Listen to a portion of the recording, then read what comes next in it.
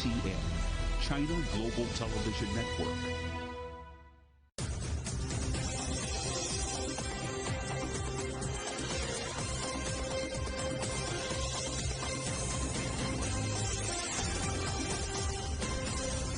Live from London, this is The World Today. Hello there, I'm Paul Barber with the top stories this hour. A scramble for a final deal at COP26. The summit's president says countries have fallen short of what's needed. Thousands of protesters call for a return to civilian rule in Sudan. There are reports that at least 2 have died. And Vladimir Putin says the migrant crisis on Poland's border is nothing to do with Russia or Belarus.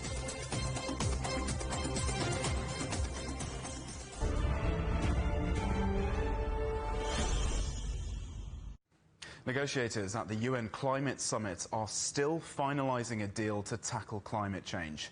But COP26 President Alok Sharma has already admitted that pledges have fallen short of what's needed to keep the world within global warming limits that were set under the Paris Agreement in 2015.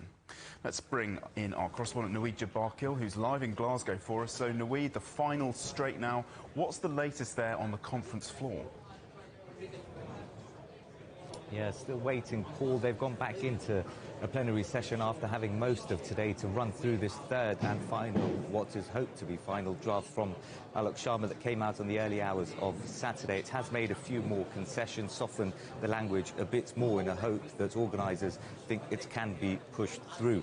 Now, before they went in there were some informal negotiations, talking the likes of John Kerry, the US's climate envoy, talking to Xie Zhenhua, his Chinese counterpart. Xie Zhenhua talking to the EU's Frans Timmermans to try and see if they can encourage enough delegates to push this through. But there are almost 200 countries involved. Before the current session got underway, there was a big delay because lots of countries are concerned about protecting their interests. Alok Sharma got the latest session underway in the last half an hour or so, and here's a bit about what he had to say to try and encourage others to go along with this. We're all well aware that collectively our climate ambition and action to date have fallen short of delivering on the promises made in Paris. And importantly, these texts recognise this and set out a clear response. Now, whilst many will call for that response to go even further, these decisions, I believe, set out tangible next steps and very clear milestones to get us on track to meet the goals of the Paris Agreement. Shortly after he got the session underway, the COP president, we heard from China's representative talking a little while later and trying to encourage others to go along with the text. That's a big move because China, one of the world's largest emitters, but also one of the world's largest economies. Here's what its representative, Zhao Yingmin, had to say. We have noted that all parties have their own concerns on some core issues. China hopes that all parties can show maximum flexibility and constructiveness in the final stage of the meeting. The final outcome should be a win-win outcome acceptable by all countries, so that we can gather the broadest global consensus to promote the success of the conference and the continued progress of the multilateral process. So we'd hopes of a win-win solution there from China. What are the key issues remaining, and how difficult is it going to be to get this deal done today? Yeah, Paul, that's a really important issue, the win-win for every country, because there are almost 200 of them here, different political systems, different economies, different needs, populations and geographies as well. So trying to get them all to agree is going to be difficult. It wasn't just the big countries, the big players meeting together to try and get this through, but smaller ones as well looking to try and get their voices heard. I actually managed to eavesdrop on a huddle between the Egyptian, Gabonese and the Kenyan representative here, who I spoke to afterwards and said, what do you think about this? Alok Sharma saying he wants to push this through today. Is that going to happen? He said he had no comment, but then he did say that we still had lots of issues to iron out, and that represents another part of the delegations here who see many more issues, key issues around financing, for example, and others to sort out. Naweed Jabarkil with the latest from COP in Glasgow. Many thanks. In other news, security forces in the Sudanese capital have reportedly fired tear gas at protesters taking part in rallies against last month's military coup. The demonstrations in Khartoum come days after the army chief, Abdel Fattah al-Burhan, announced the formation of a new ruling council, appointing himself as leader. It excludes civilian leaders that have been sharing power with the military since 2019. From Khartoum, Naba Mohideen has the latest. The protest is still going on in different Sudanese states, and Khartoum, of course, is still the security forces are repressing protesters by firing tear gas and live ammunition and chasing some protesters and arresting others. The protest is still going on, and heavy vehicles of military and security deployments and vehicles are blocking the streets of main streets of Khartoum and sensitive location, including the military headquarters and the bridges also. There is 9 due to the Sudanese Medical Committee, which is one of the Sudanese professional association, professional union, said there is 9 people are injured and 1 killed. This is the recent death toll and injuries.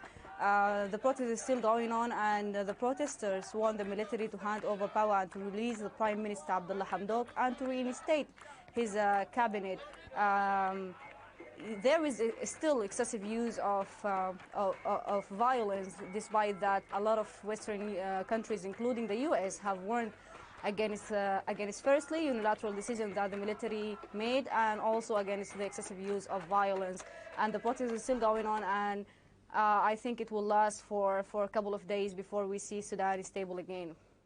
Naba Mohideen reporting.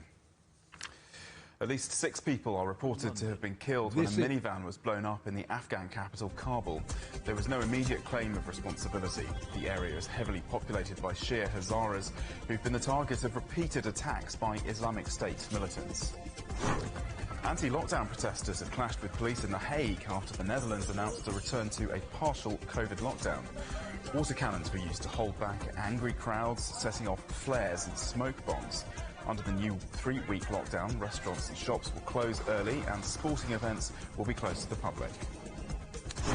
Angela Merkel has urged all unvaccinated Germans to get their COVID jabs as quickly as possible. The outgoing Chancellor was speaking after a sudden rise in deaths and warned of a difficult few weeks ahead. She's due to meet Germany's 16 state governors to coordinate on new nationwide COVID measures next week. The daughter of Philippine President Rodrigo Duterte has announced that she will run for the post of vice president in next year's election. Sara Duterte Carpio, the mayor of Davao, will run on an opposition party ticket and is expected to compete against some of her father's closest allies. Russian President Vladimir Putin says his country has nothing to do with the migrant crisis at the border between Belarus and Poland. Moscow has been accused by the European Union and other Western nations of working with Belarus to encourage the flow of migrants to the Polish border. Thousands are now stranded there in freezing temperatures. Julia Chapman has the latest from Moscow. Yesterday, there were joint exercises by Russian and Belarusian paratroopers near the area of the Polish border. Indeed, 2 Russians actually died during those drills. And earlier in the week, 2 days in a row, Russia sent 2 long-range bombers over Belarusian airspace. So quite a strong show of support from the military side of things. But as for the accusation leveled by the Polish Prime Minister that this crisis has been masterminded here in Moscow, that was something that President Vladimir Putin has roundly denied. He was speaking on state television this morning, and in fact he pointed the finger at the West for creating this crisis, alluding to conflicts in the Middle East which they have been involved in, saying that was the real cause of this migrant crisis. This is some of what he had to say. I want everyone to know we have absolutely nothing to do with it. Everyone is trying to make us responsible for things, for any reason and for no reason at all. Our aviation companies do not transport these people. None of our companies do. So although President Vladimir Putin saying that he does back Belarus in this crisis and has been defending Belarus, he did certainly distance himself from the threat that was made by Belarusian President Alexander Lukashenko that if there are sanctions, additional sanctions leveled at Belarus, that he might cut off energy supplies from Russia to Europe. The Kremlin says that's certainly something that it doesn't agree with and it's not going to happen. Iraq says that it is cancelling all direct flights to Minsk. Turkish Airlines and Belavia, the Belarusian airline, have both cancelled the Istanbul to Minsk route, which was being taken by a number of these migrants trying to get to the Polish border. And Belarus also says that it has turned back some 2,000 migrants and has cut off some of the firms that were helping facilitate their movements into Belarus and towards the EU. Now, that claim by Belarus is difficult to verify, but if all of these things are happening, then it's certainly likely that the flow of migrants is likely to slow in the coming days, but that hasn't yet happened, and there are still many people moving towards the border, where there are currently around 2,000 people stranded, trying to get into the EU, but also not able to go back into Minsk. And that is really causing humanitarian concerns. Aid agencies are struggling to get access, and several people have already died in the freezing temperatures. Just today, another death was confirmed, in fact, on the Polish side of the border, of a Syrian man around the age of 20. Juliet Chapman reporting there. Still ahead here on CGTN, East meets West. We look at the agenda for next week's crucial video talks between Presidents Xi and Biden.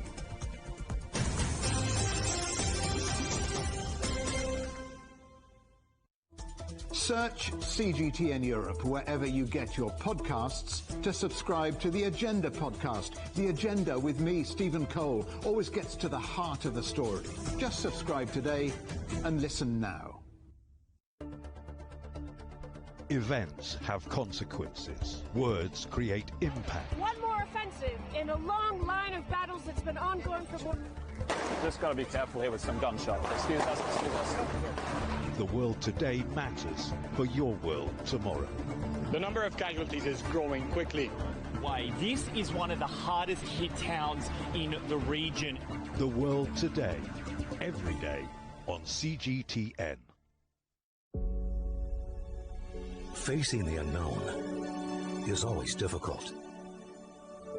In a world in turmoil, it's easy to lose orientation. But when the storms come, we have to see the possibilities. Reinvent. Find new opportunities. Discover a path forward. CGTN. See the difference.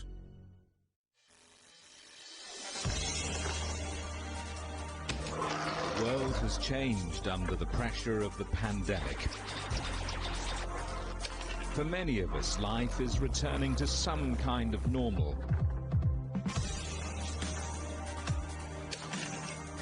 As we're adapting to changes in all of our lives, let Global Business Europe be your guide to the new normal. Join us weekdays on CGTN. Climate change is happening right now. World leaders are holding vital talks that will change the course of humanity. Action could save millions of lives. Failure could cost many more. Do they have the will to act quickly? Does the climate have the time to wait? Follow full coverage from the COP26 climate talks here on CGTN.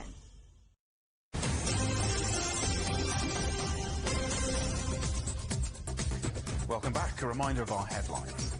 Last-minute bargaining at COP26 as delegates urge all countries to get behind key climate pledges. Thousands of protesters call for a return to civilian rule in Sudan. There are reports that at least 2 have died. And Vladimir Putin says the migrant crisis on Poland's border is nothing to do with Russia or Belarus. Chinese President Xi Jinping and his US counterpart Joe Biden will hold a virtual summit next week. It comes as tensions continue to run high between the world's 2 largest economies, particularly on issues around technology and security. Nathan King reports from Washington.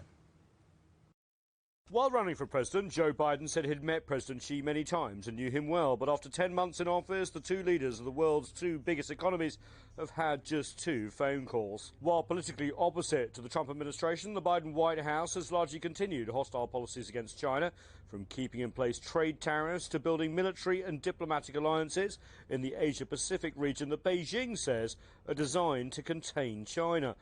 The first meeting between Chinese and US top diplomats in Alaska this March was rancorous. Washington openly critical of China over Hong Kong, Xinjiang and Taiwan.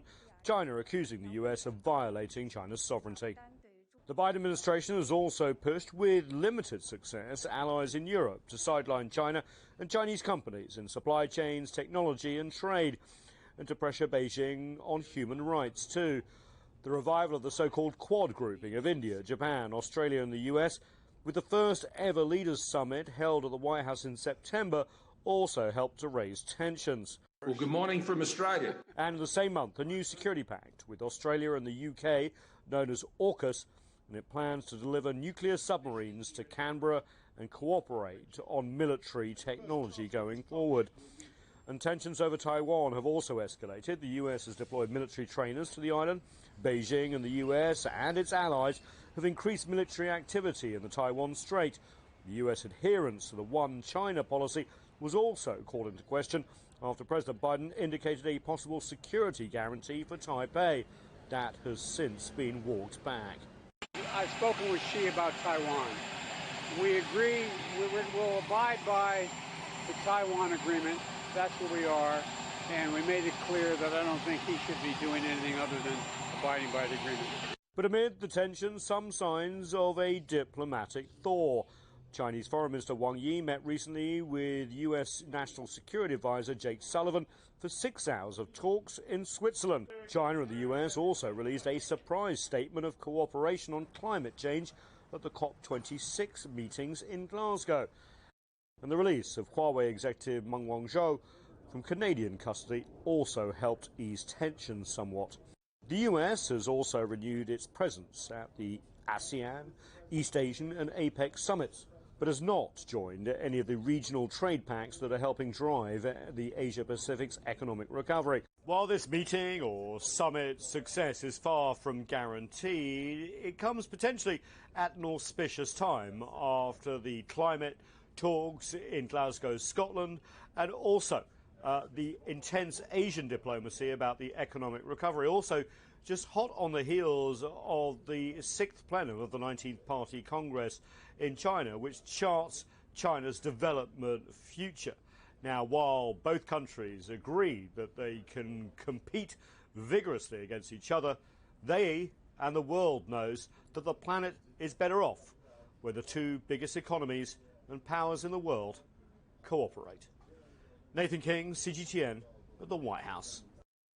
The victims of the 2015 terror attacks in Paris have been remembered 6 years on. 130 people were killed in a series of coordinated attacks by supporters of the Islamic State group. French Prime Minister Jean Castex led the tributes outside the Bataclan nightclub, which was stormed by gunmen shortly after 3 bombs were detonated at the Stade de France stadium.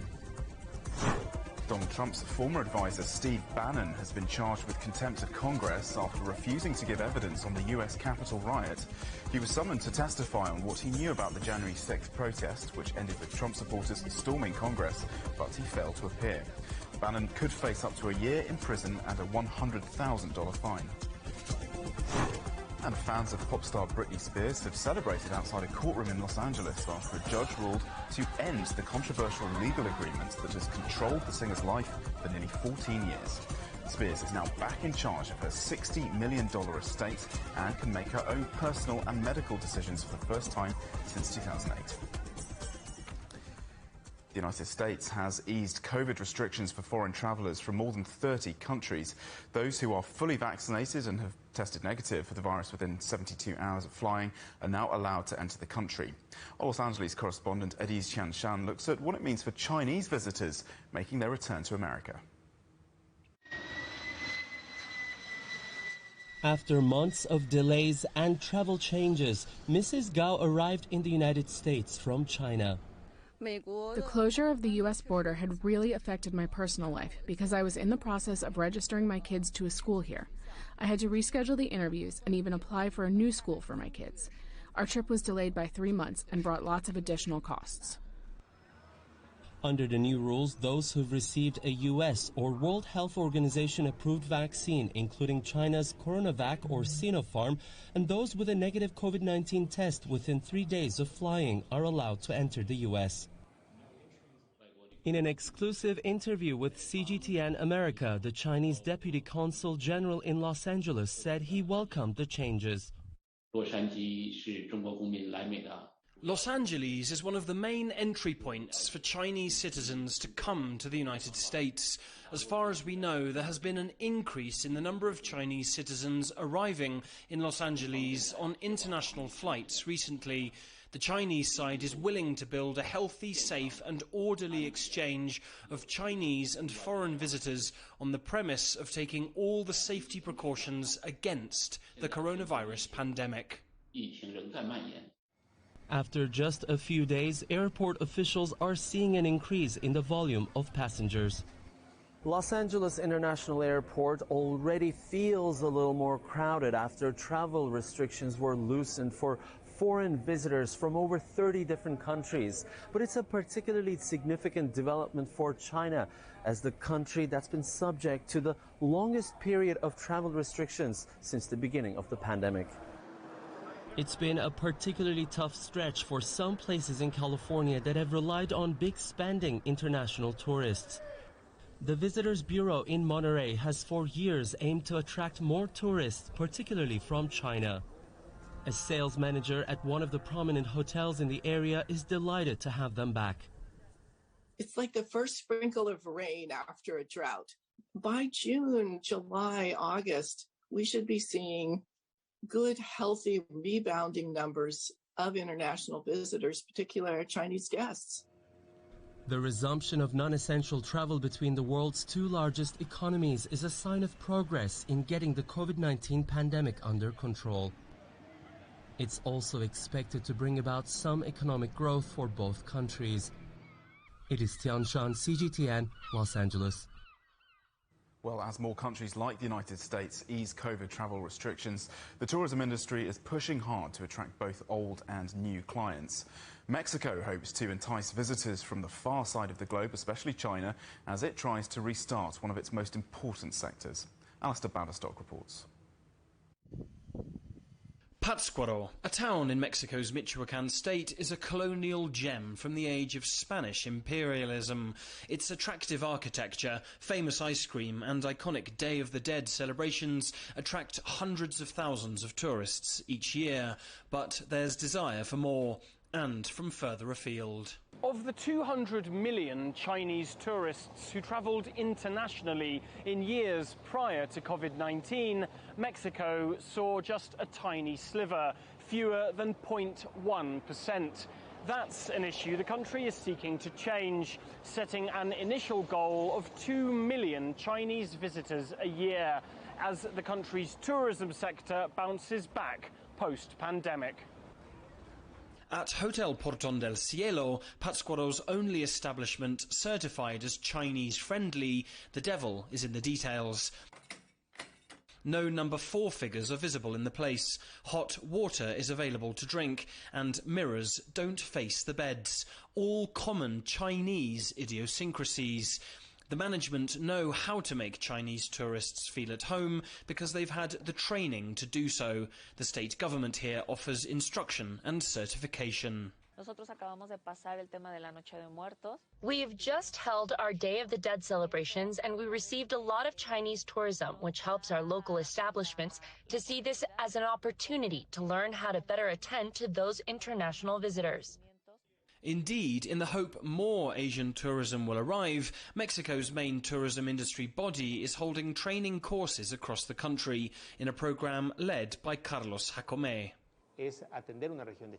To bring more Chinese tourism, the focus will have to be regional, linking certain touristic destinations in Mexico with specific regions of China to encourage a more personalized experience is far more effective, rather than targeting a country of 1.4 billion people as a whole. As Mexico tries to encourage Chinese tourism, it promises the country will be ready to make them feel at home. Alistair Baverstock, CGTN, Pátzcuaro, Mexico.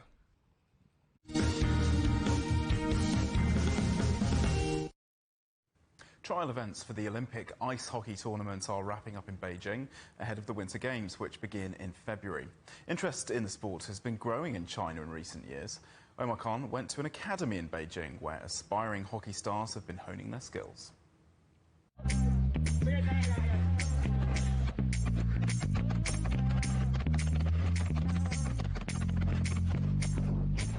It's cold, fast, and filled with plenty of falls onto the ice. Ice hockey has been making inroads into the Chinese winter sports scene for quite some time, and places like the Kaiwan Academy are helping the game grow. Our ice hockey program started in 2017, and it can be seen as an emerging brand in Beijing's hockey scene. We have around 200 students and 7 different teams. The academy's administration opted to introduce sports from North America, so then came hockey. There are nearly 5,000 youth hockey players in Beijing right now. Promoting the game in a non-traditional ice hockey market has been no easy task. China's winter sports drive, however, has broadened partnerships, as well as foreign coaches and former players. So where does the sport currently stand in terms of development? From the youth standpoint, I think it's at its peak right now. It's at the top of its game right now. I mean, there is still room for improvement, but there's the amount of teams now, the structure of the league, and just the amount of interest in the game is just growing every year. Just need to keep it going. It doesn't matter after the Olympics is over. That doesn't mean that hockey should be over in China. It should keep growing. So one day, I'm not saying tomorrow, I'm saying in the future, hopefully China can catch up with those teams like Canada, US, Russia, Sweden, Finland, Czech, so on. So 10 years ago, the International Ice Hockey Federation listed a mere 540 ice hockey players here in China, and that includes youth participants. But fast forward to today, with only several months to go before the Winter Games, and that number has blown up to 9,500. But the real question remains, has enough been done to grow and develop the world's coolest game on ice here in the world's most populated nation? For some, that process comes down to fostering hockey culture, especially among youth athletes. China has previously welcomed international competitions to boost viewership while establishing a professional team. It's a start, but one with plenty of space to improve. Hockey in China needs these older guys to be the role models for the next generations to come down, and I would like to see, you know, more professional development, maybe leagues or teams competing in China to give, you know, these players something that they can look up to that I can achieve that, or that's where I want to go, or that's what I want to do in my life. A few new stores across the country house traditional hockey brands like CCM and Bauer. Chinese brands such as Black Dragon, V-Pro, and Cougar are also eyeing a bigger stake in the market. Business aside, analysts believe it's still going to take a concerted effort to keep the skates sharp and the pucks flying into the net here in China. Omar Khan, CGTN, Beijing. And the headlines again. Last-minute bargaining at COP26 as representatives urge all countries to get behind key climate pledges. Thousands of protesters call for a return to civilian rule in Sudan. There are reports that at least 2 have died. And Vladimir Putin says the migrant crisis on Poland's border is nothing to do with Russia or Belarus. And that is The World Today. Thanks for watching. We're on smart TV apps Roku, Apple TV, Amazon Fire and Android TV, YouTube and Dailymotion, CGTN.com and the CGTN app. And in the UK, 24 hours a day on Freeview. More news at the top of the hour. Up next, it's The Agenda with Stephen Cole. But for now, from all the team in London, goodbye.